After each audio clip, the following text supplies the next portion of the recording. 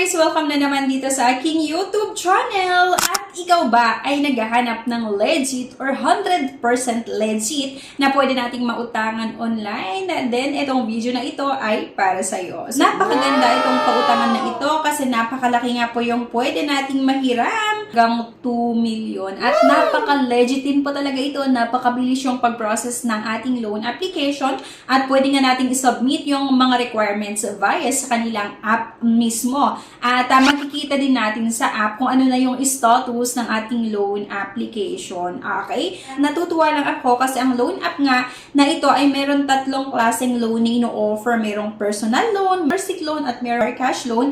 At isa-isahin natin yan para magkaroon kayo ng idea kung ano nga ba yung best loan na pwede nyong applyan gamit nga yung loan app na ito. Pero bago ang lahat mga beshies, kung ngayon ka lang nanood sa aking videos or maaari na lagi ka nanonood pero hindi ka pa po nakakapag-subscribe, abay mag-subscribe ka na nga po para magkaroon ng chance na makakuha ng isang cellphone at ini-announce nga po natin yan every 25th of the month. At syempre, congratulations sa winner natin last week. So, itong 100% legit na pautangan na ito ay ang Zuki Loan App by SB Finance. Kapag i-open nyo nga po itong loan app na ito, kailangan muna nating makapaglagay ng ating mobile number at mag-create ng password, syempre, para makautang dito. Pero bago yun mga beshies, kailangan muna nating makapag-create ng ating account bago tayo pwedeng umutang. So, same lang din naman doon sa ibang mga pautangan online na kailangan yung masagutan itong personal information like yung kompletong pangalan, yung address, date of birth, at yung contact number. Meron lang tinatanong ito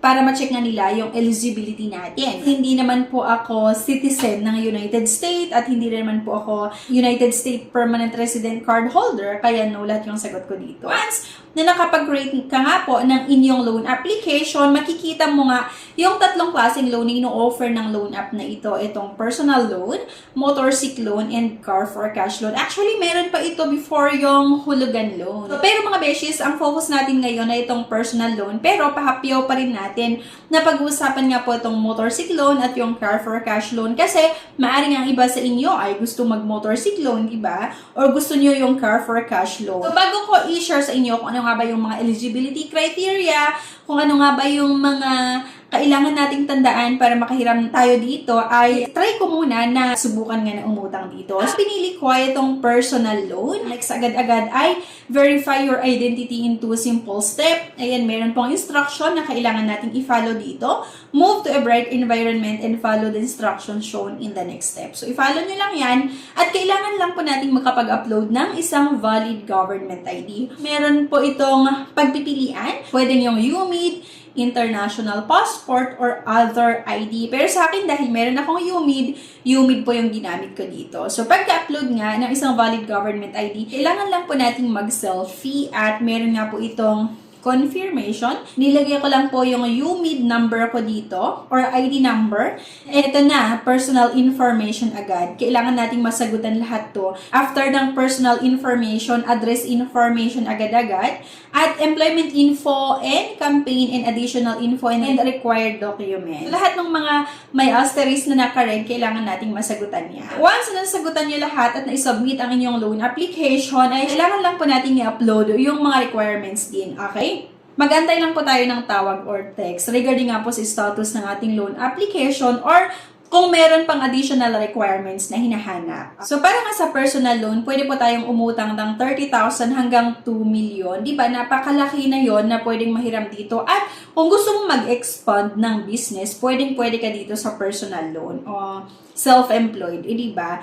So, pwede nyo gamitin yung possible na mautang nyo dito para expand yung business nyo or para pandagdag puhunan nga, or pwedeng kapag gusto mong magpakasal na, or gusto mong mag-travel kayo ng pamilya mo or ng jowa mo, diba? Pwede nyo subukan itong personal loan. At meron nga po itong monthly add-on rate na 2%. At napakahaba din yung loan terms nito ha, kasi 12 months hanggang 36 months. Meron po itong sample computation mga beshies. Halimbawa, ang utangin mo ay 2 million, and then merong payment terms or yung pinili mo na payment terms ay 24 months lang. Ang monthly add-on rate nga po ay 2%. meron itong processing fee na 2,000, di ba? Kasi napakalaking amount yon. So, kung isipin natin, okay na yun, yung 2,000 kasi 2 million, di ba, yung hiramin natin. Or hiramin mo kung sakali. Meron pa tayong monthly repayment na 123,333.33. So, rates shown are indicative only and may change upon approval. Terms and condition apply. Always read the terms and condition before applying for a loan. And then, kung ang gusto mo namang utangan na itong motorcycle loan, ganun pa rin, pwede kayong makahiram ng 20,000 hanggang 2 million pa rin dito.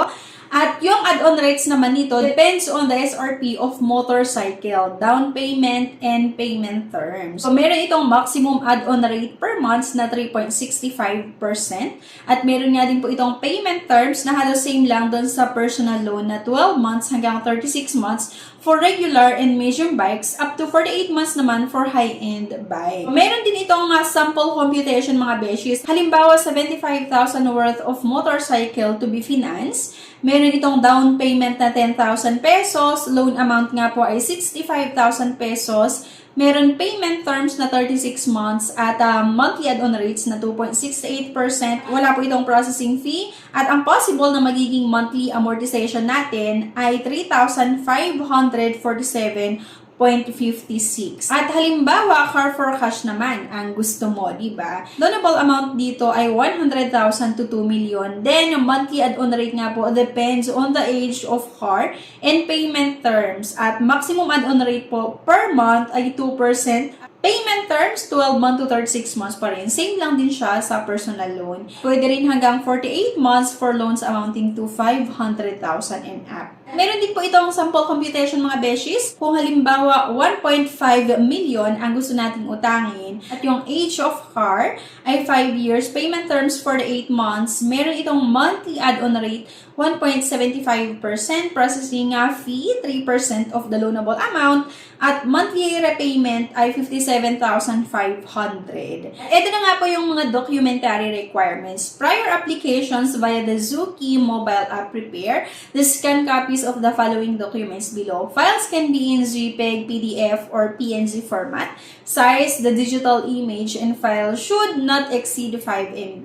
Para sa mga employed, ito yung mga income documents na kailangan nating may submit. Latest 1-month payslip, certificate of employment and compensation issued with the last 6 months, latest ITR, and then yung credit card. Yung credit card naman mga beshies must be active for at least 12 months.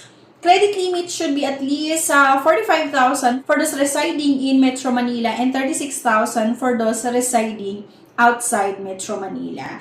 Para naman sa mga self-employed, kailangan nating makapag-submit ng latest 1-year audited financial statement, yung AFS, with at least the previous year's comparative financials, yung SEC or DTI certificate of registration, yung business permit or mayor's permit, yung latest 3 months bank statement, at yung list of 3 trade references with contact details, at syempre at least 1 supplier and 1 customer. Yung latest GIS if corporation naman, ito yung eligibility criteria. Dapat po yung edad natin ay 21 years old at the time of application but not more than 65 years old upon loan maturity. Kailangan Filipino citizen, must have an office or residence landline. Kapag employed, kailangan po yung salary natin ay 15,000 for Metro Manila. At kapag outside Metro Manila naman, 12,000 pesos. Para naman sa mga self-employed or self-employed professionals, borrower must be the majority owner with at least 40%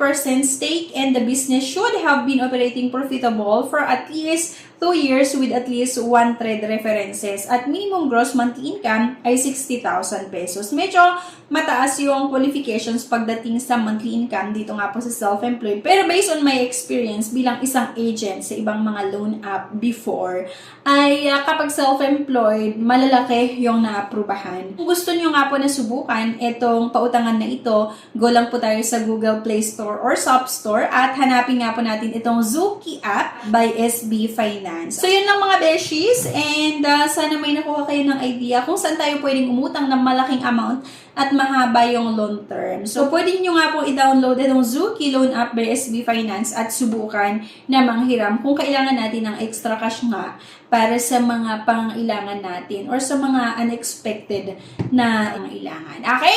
So, thank you guys for watching. Sana may nakuha na naman kayo ng idea kung saan tayo pwedeng umutang na legit nga na pwede nating mahiraman online. Thank you at see you on my next vlog. Bye-bye!